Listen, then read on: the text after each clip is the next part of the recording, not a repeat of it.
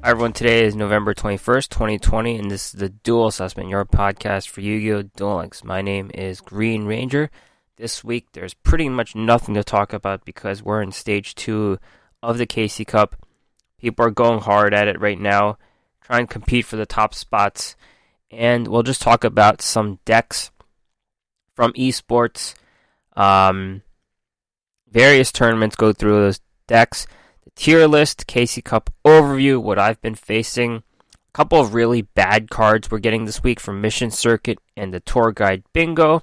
We're going to have a new feature this week. Get ready for it. It's not a new feature, but I'm taking over the feature. It's the deck exploration. And this week, we're going to talk about a skillless deck that you can just use. I used it successfully for getting character skills for Reginald Shark Castle. So I used it pretty much to get my Territory of the Sharks skills. So check out that deck later on.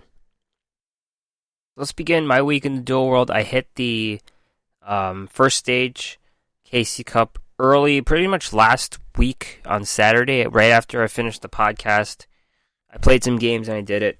And I did it with the Karakuri deck. I'm still running in Stage 2 right now. Restart Karakuris. Pretty much 2 Kunamzan, 1 Hypa, 1 Nanishi, and 3 Merchant setup with a bunch of different trap cards.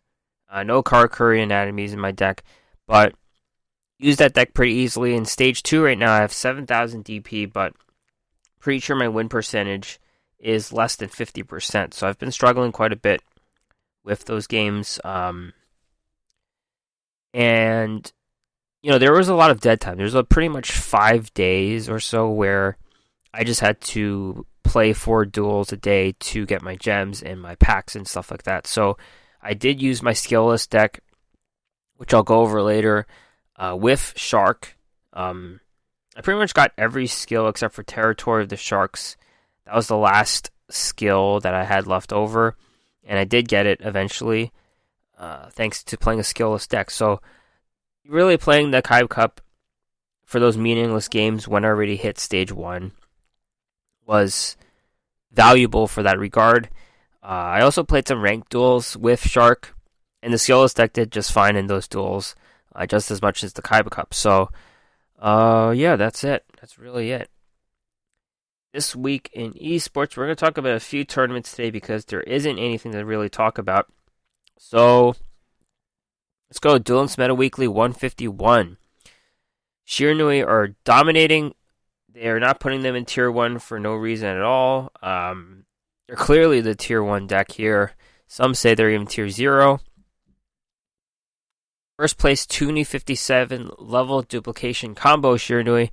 Of course, you have 2 different versions of the deck. 2 completely different versions. They're both just as good as each other. And this is the combo version, which means you're running Sealing Ceremony of Catan, you're running Shiranui's Spirit Master, you're running Samurai, and probably the level 3 tuner as well. So, right now they're dominating the meta, and of course Ghost meets Girl, you have to run that card for this deck. But it's more of a variegated monster composition here, less trap cards to control the board, and more about playing the combo of banishing stuff in the graveyard, removing stuff on the board. And that goes into all the stuff that Shiranui do. Second place, Lore Roma CCG won last week. Mythic Depths, Sea Stealth Attack, Kristrons. Now this is a very notable deck. This guy is innovating Kristrons every week. Sea Stealth Attack and Citadel Whale have been married since the beginning of time. We've been doing this podcast. Well, I've been doing this podcast. I'm a little left now. Deck Tech always talked about Sea Stealth, Whale, all that stuff. He played that deck a ton. There's no Sea Stealth Whale here. It's just Sea Stealth. This is probably the first deck where you're seeing 3 copies of Sea Stealth Attack and 0 Citadel Whale. The deck does run a lot of water monsters, though. They have a bunch in the extra deck with Brionic, Coral Dragon, Crystron Amatrix, Crystron Quadrian Gandrix, and of course all the Crystron monsters are water themselves. So Citadel Whale is pretty much obsolete at this point. They have 3 Psychic Wielders in this deck. This was usually competing with the Sea Stealth attack in terms of deck slots. Now, they've gone on and included 3 copies of each. So congrats for Loroma for innovating such a deck. Top 4, Leonardo, Level, Augmentation, Shiranui. Typical control version here. They do run 2 copies of Needle Sealing and 2 copies of Bad Aim. These are cards you typically run like 1 of. I typically see 1 Needle Sealing, but we've got a composition here. Pretty much typical. 3 Gozuki, 2 Solitaire, 2 Squire, 2 Spectral Swords here. And top 4, Max K, Miracle Draw, Invoked, Elemental Hero. This seems like a new deck here. And pretty much Invoked decks are doing the same thing. You run your 3 Alistairs, 2 Invocation, a ton of trap cards, and then some attribute monsters. So, Elemental Hero Heat, a card you never really see. They typically run Blaze Man when you see Elemental Hero decks, but at this point, this deck has 2 copies of Neos Fusion in the semi-limit slot with Elemental Hero Neos. So they're pretty much covered there. Crystal Seer acts as the water attribute here. Just a card advantage card, but it is a card that's only got 100 defense, and it's vulnerable to enemy Purgatrios hitting through them. 3 copies of Elemental Hero Stratus as well. Even though the wind attribute is useless for the invokers, you could do a few things with Elemental Hero Stratus. You could tutor your other monsters, your Heat or your Neos, or use Stratus just for destroying the spells and traps. Next tournament is Dark World Legacy Tournament 4.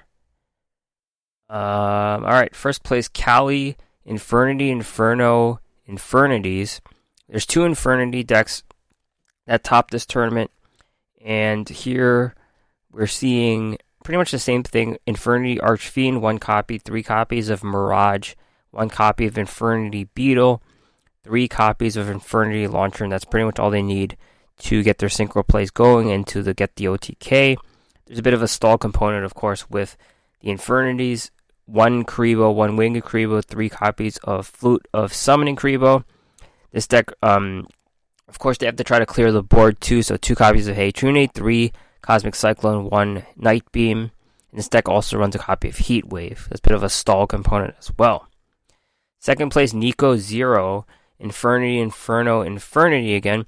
And this one has the same monster core with the 5 Infernity monsters and the 2 Karibos.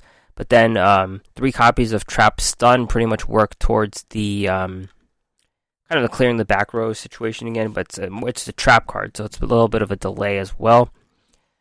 Top 4, Marcus OW, Level, Duplication, Lightsworn, Thunder Dragons. This is a deck you do see quite a bit in duels, and they're tough to beat when they get going, and they work pretty well with the Lightsworn engine, of course. Later on, I'll be talking about Lightsworn deck, but a pure Lightsworn deck, this is full on with Thunder Dragons, some of the other tuners as well, Glow Up Bulb and Jet Synchron, and of course the Chaos Dragon Levianeer with the Melody of Awakening Dragon. Top 4, Loki 3093, Destiny Draw, Invoked, Magician Girl. I guess this deck's interesting because it runs Hey Trunade. You typically don't see that card in any Invoked decks. They're more of a control deck. And Hey Trunade is making use of a semi-limit card, I guess.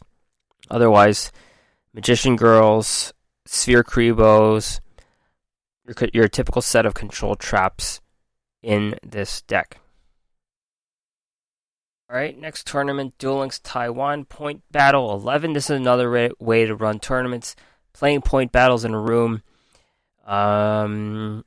First place, Nitrox, Destiny Draw, Dragoonity. This is probably another popular choice for the Kaiba Cup because they make for fast games. Clear-cut OTK deck. And, yeah, 3 copies of Dragoonity Cows, which is the main engine of the deck. 2 copies of Dragoonity Ducks. 3 copies of Dragoonity Senatus. These are all level 4 monsters. 2 copies of Dragoonity Phalanx. Another level 2 tuner. 3 copies of Cards of Consonance to draw cards, 3 copies of Cosmic Cyclone and 2 copies of Hey Trunade, and 2 copies of Sphere Karibo. Second place tie, there's a tie in this point battle system. This is Dragon Thunder God Restart Karakuri. One of the few Karakuri decks we're going to talk about today. The only one. And this is Restart Karakuri.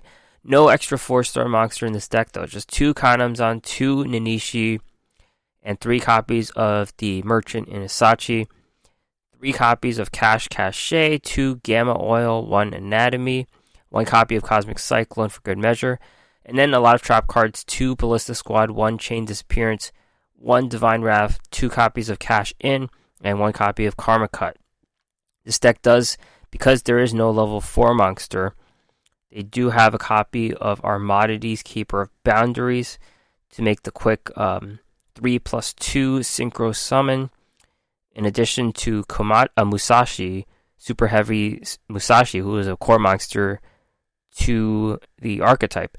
I guess they don't run Deskbot, and I'm okay with not running Deskbot in the extra deck slot. Second place tie again, VVV, Peak Performance Black Wings. This deck's notable for running Summoning Breaker. This is a field spell that people have talked about playing since the beginning. Pretty much restricts the number of summons in a turn. So, any successful deck is special summoning many monsters in a turn, and Summon Breaker will just break it. And that goes along with the Necro Valley in the deck. 2 tech field spells in a deck. And fourth place, No Destiny Draw Dragoonity. This one's a little different. It runs the Dragoonity, what is this, Missile? I can't even see the card because my internet sucks. But it's a level 6 monster.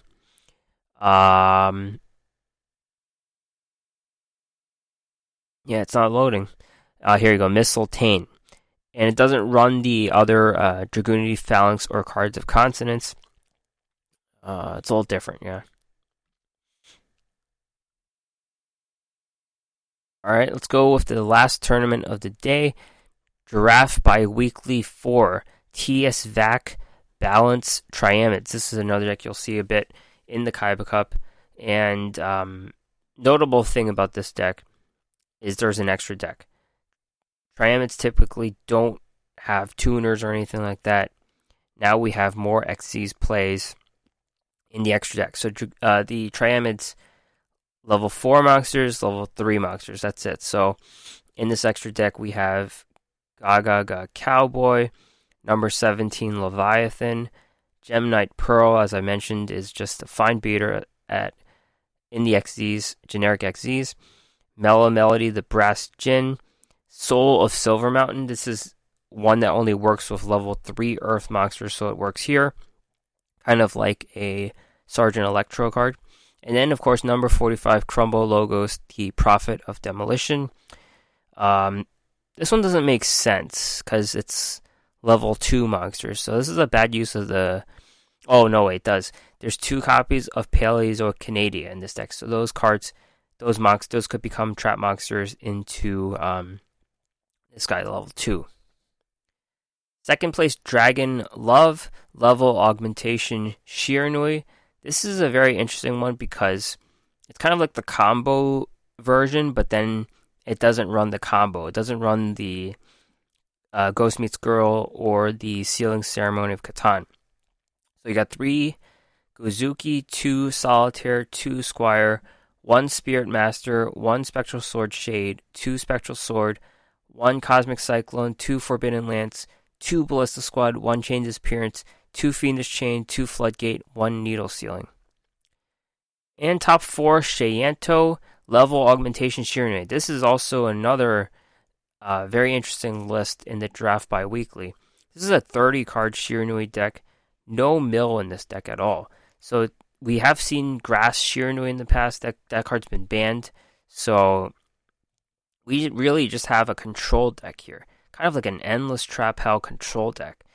1 Gozuki, 3 Solitaire, 2 Squire, 2 Samurai Skull, 1 Shade, 2 Spectral Sword, 1 Cosmic, 2 Forbidden Lance, and then 16 trap cards. 2 Ballista Squad, 2 Chain Disappearance, 2 Drowning Mirror Force, 3 Floodgate, 2 Phoenix Chain, 1 Needle Ceiling, 2 Bad Aim, and 2 Wall of D.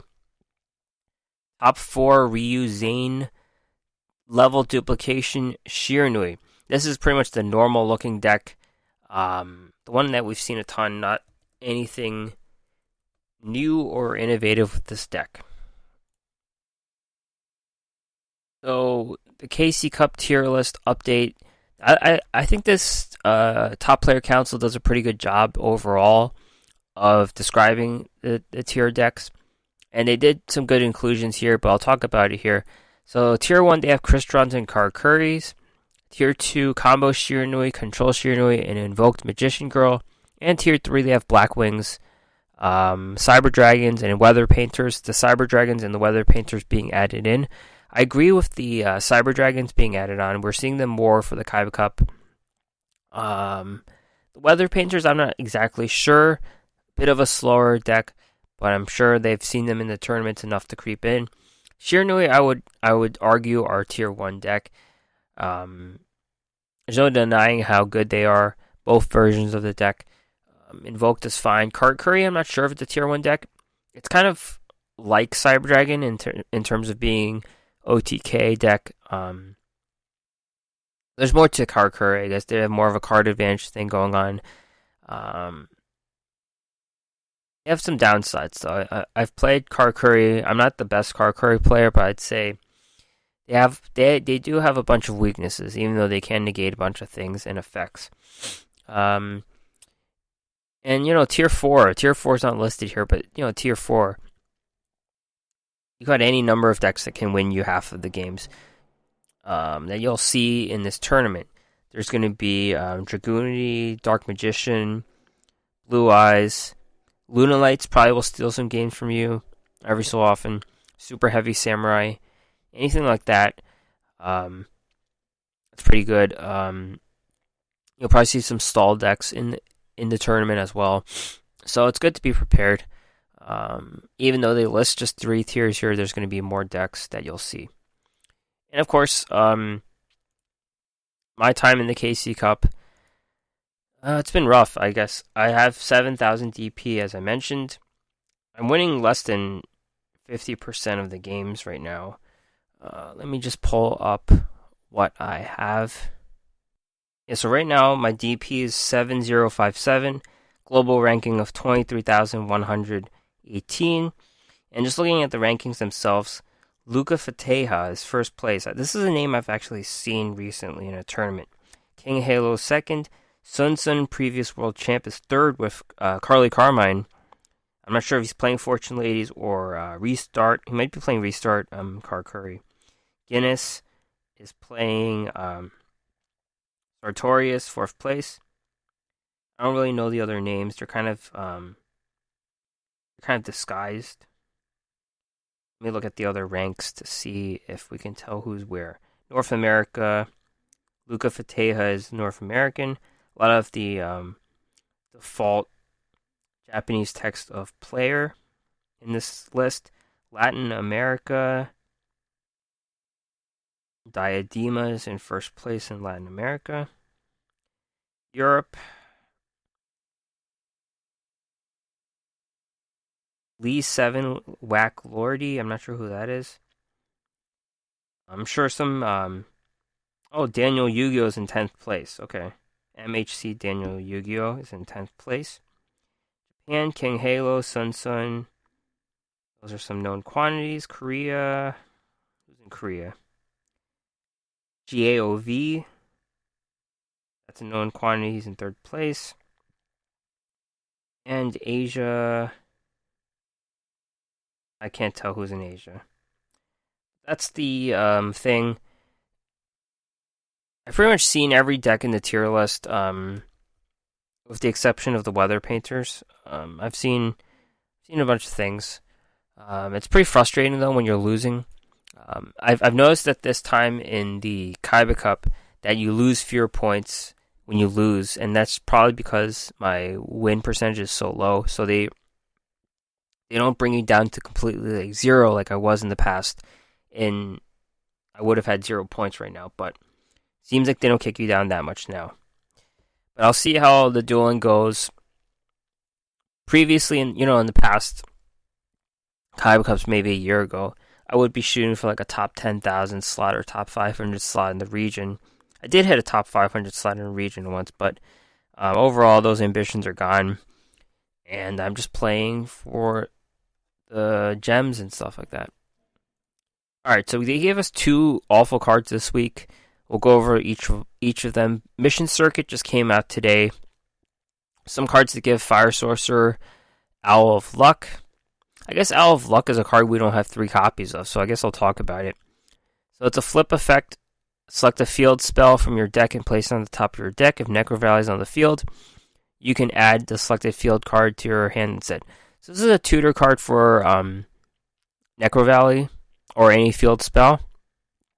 But I'm pretty sure that some decks, like Triamids, they just play the field spells directly from the deck. Or Ancient Fairy Dragon, or Ancient Fairy Dragon does it. She just plays the spell directly from the deck. So, anything like that already makes Owl of Luck pretty much obsolete. Changing Destiny is a card from Mission Circuit. Previous Mission Circuits, you get to get another one. This card pretty much saw 0 play. Chain Close is another card. I thought this card would see play, but it didn't. Never really saw any play. And we got our first copy of Blizzard Lizard. This is a water level 3 beast, 600 attack, 1800 defense. If this card is destroyed by battle, inflict 400 damage to your opponent. That's it. The card itself normally was 800. It's been nerfed to 400.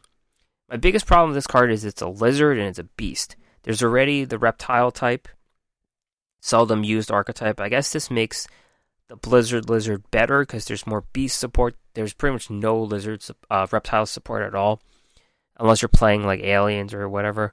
But this card sucks. It's pretty much something we could have gotten with Scud. Scud had a bunch of cards like this, like Mind Golem or Abaki, things that inflicted very little damage when being destroyed or something. So and we only got 1 copy of this card, so it's not really, can't even be put in a deck with 3 copies for any consistency or anything like that. Must be destroyed by battle. A little situational. A Samurai Destroyer would just hit over this thing.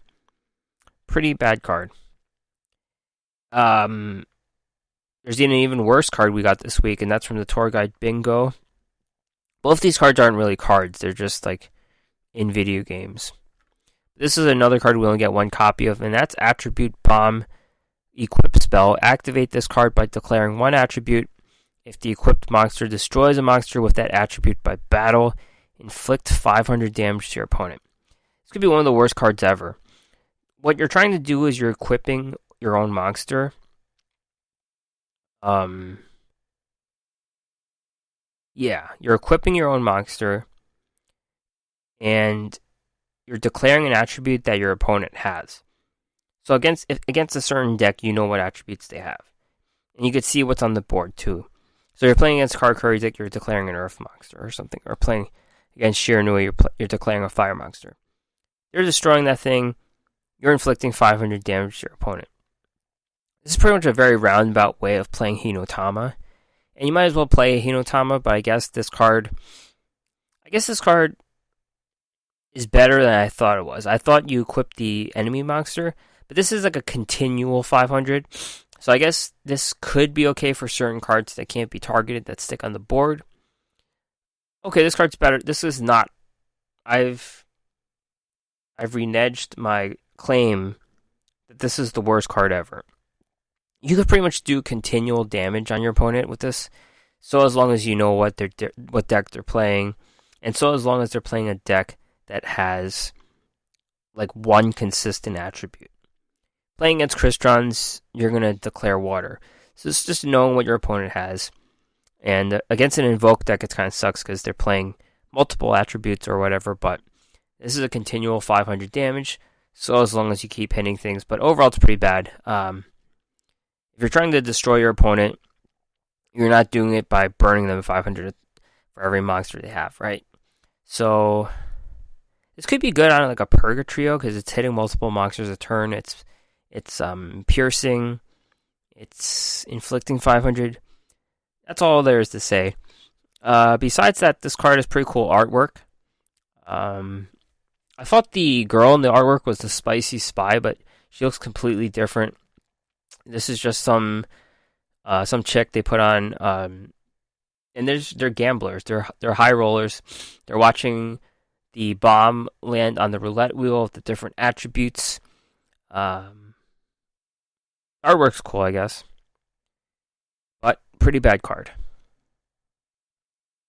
All right, let's move on to the next segment.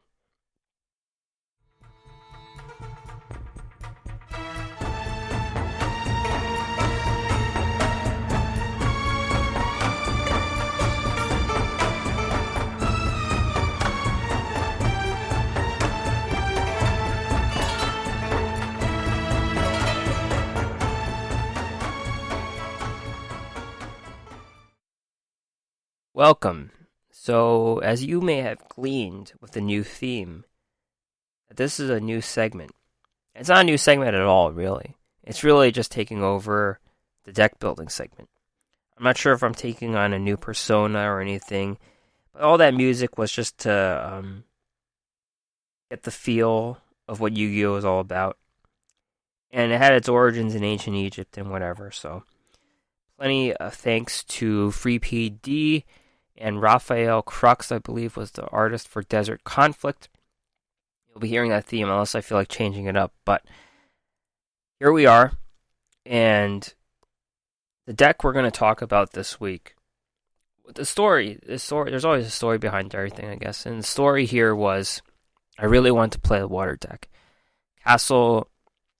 Reginald Shark Castle has this whole water deck with Territory of the Sharks. You can get into level 4. Xyz play pretty good with some of the new cards from Shark Fang. And I didn't... first of all, I don't have the cards, so I needed the dual skill first. I needed Territory of the Sharks, and I didn't have it. So this could apply to any duelist. I'm missing a ton of dual skills, and you just need to get those dual skills. And this Kaiba Cup is a perfect time to do it. Whether you're in Stage 1 or Stage 2, it doesn't matter. It counts as a ranked duel. If you're at a ranked duel floor, this is a pretty good deck for that too. So what we're doing here is we're playing a Lightsworn deck with nothing in particular, no skills. This deck is better with Mokuba's See You Later skill, so you could bounce your Chaos Dragon Levineer to do multiple hits in a turn. But, it's good enough to be skillless. And that's what we're doing here. We're farming for skills. So when we're talking about Lightsworn deck, we typically talk about a lot of cards in the deck. This is just a 20-card deck here. And some of the core cards of Lightsworn. 3 copies of Raiden, Hand of Lightsworn, SR card from Judgment Force. This is typically the card you want to shuffle from your hand to the graveyard and bringing it back onto the board.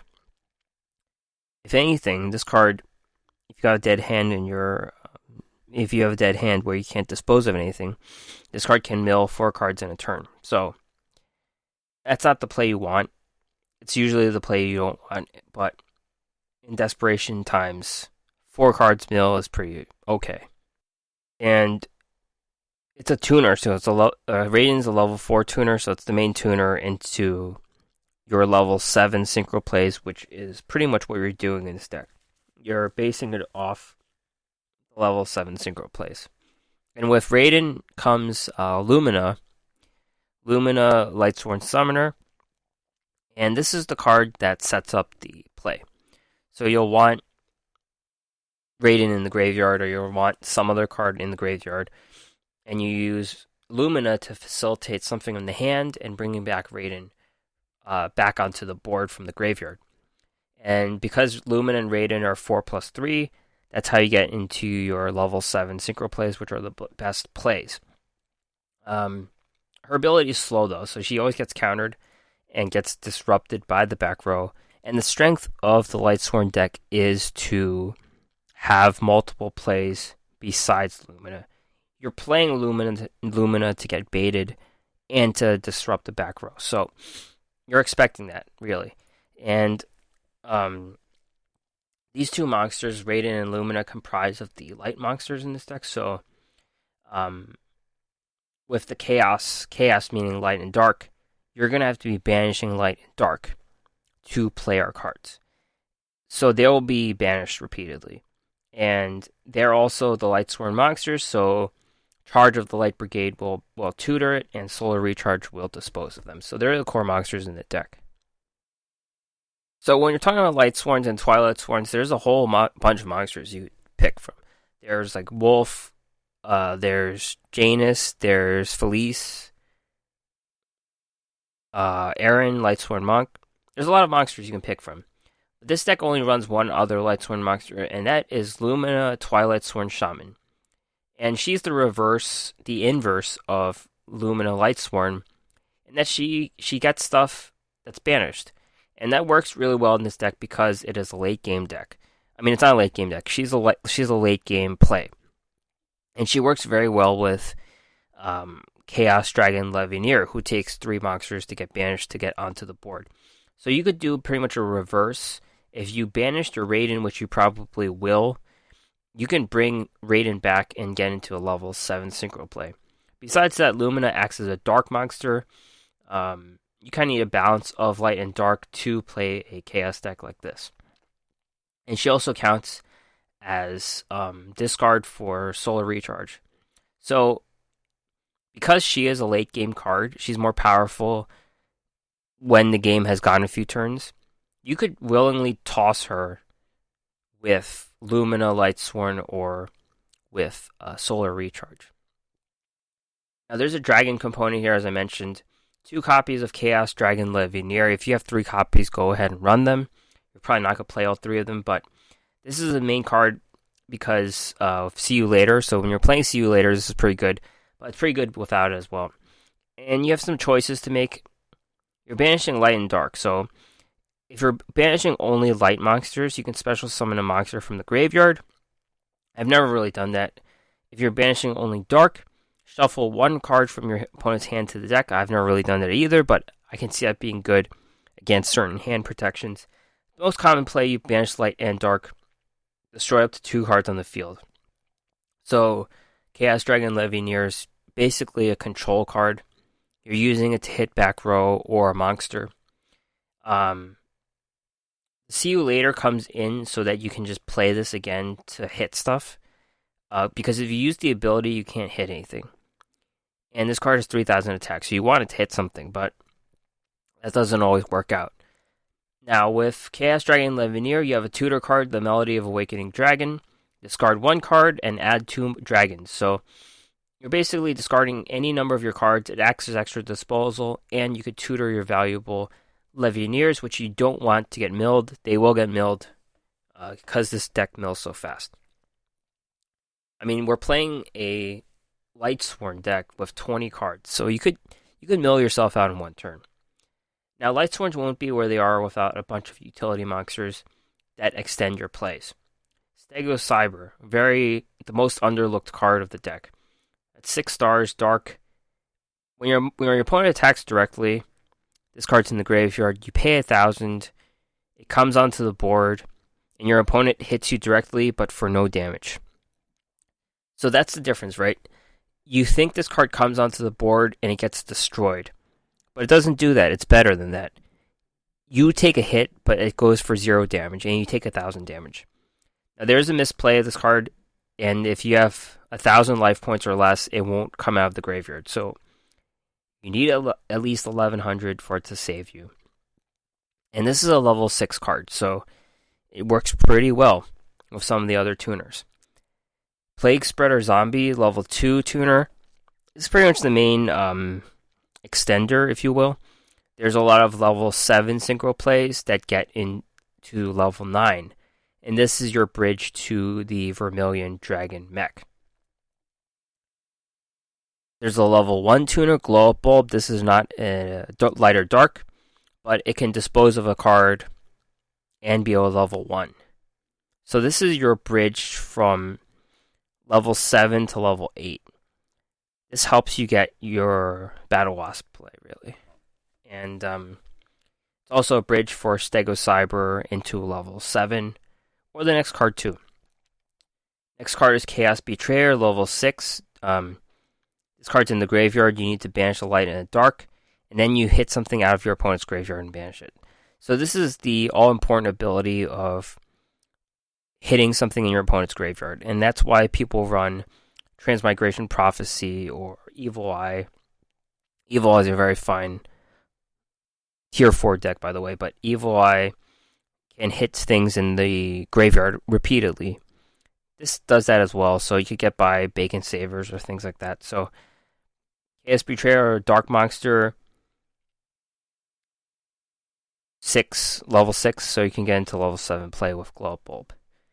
And finally, Bacon Saver, general utility card you want in the graveyard, so it could save you from attack or save a monster from an attack.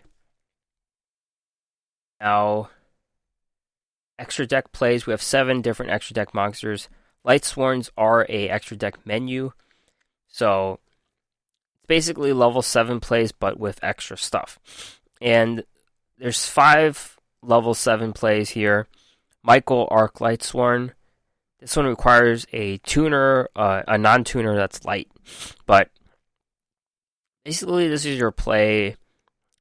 This is the highest risk card in the deck because sometimes you mill a bunch of stuff, you get this on the board, and you have 4 cards left in your in your deck, and you don't win. So you really just play this card if you want to win on that turn, and you know that you can control the board in such a way.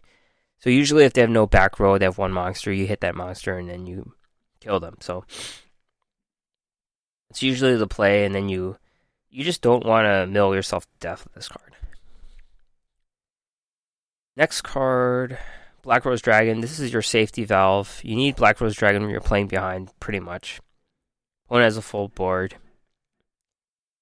You play Black Rose Dragon, you blow up the board, and the power of the Lightsworn deck is after you blow up the board, there's extra stuff in the graveyard that can come out to get an additional synchro summon. So that's the power of this deck, really, is play Black Rose Dragon when you're behind, have follow-up plays.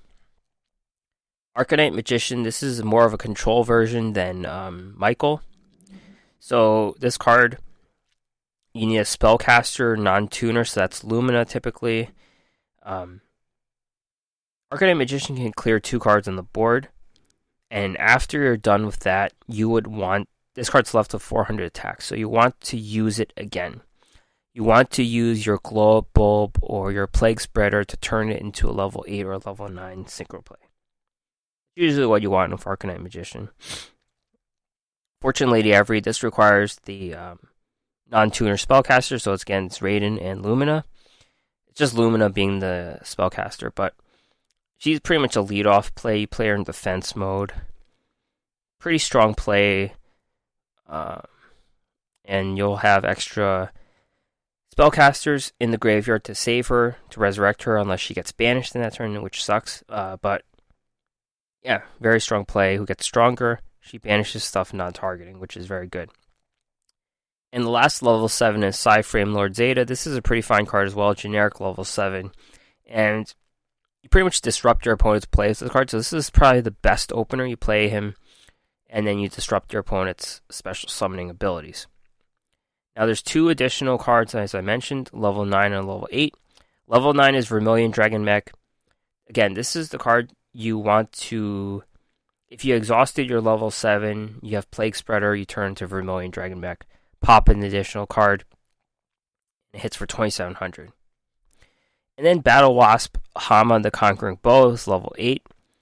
You use a level 7 that you spent, add Glow Up Bulb, and then this card can hit twice for 2,800. So, a very good card. What I mean by spent is like Arcanite Magician has used her counters and then it's just left on the board, right? Michael can kill you next turn, so by milling yourself, so you could use another one of those tuners to use them up. That's what I mean by spent. So, yeah, this is a really good deck. It'll win you some games in the Kaiba Cup, just with no skills, so it's pretty good. And of course, as I mentioned, this is your deck for skill farming, so that is it. That's it for the,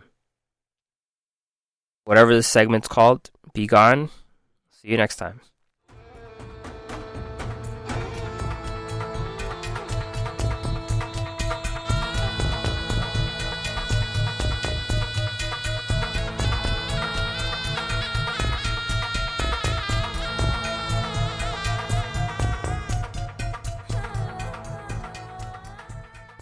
Alright, I've left my deck builder X persona, and we're done with the podcast. We're talking about the upcoming news.